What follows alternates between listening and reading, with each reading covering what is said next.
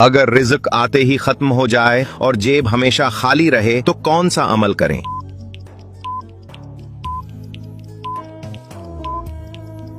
सही जवाब सूरत अल वाक़िया। दूसरा सवाल, अगर शादी के रिश्ते में बार बार रुकावट आ रही हो तो क्या पढ़ना चाहिए?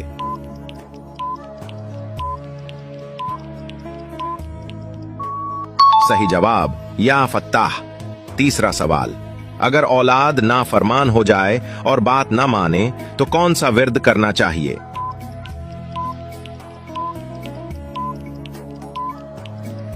सही जवाब या हादी। चौथा सवाल, अगर हर वक्त दिल बेचैन रहे और सुकून ना मिले तो सबसे मौसर अमल क्या है?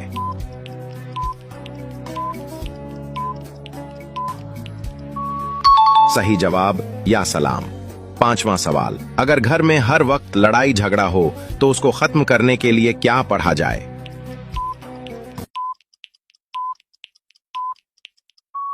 सही जवाब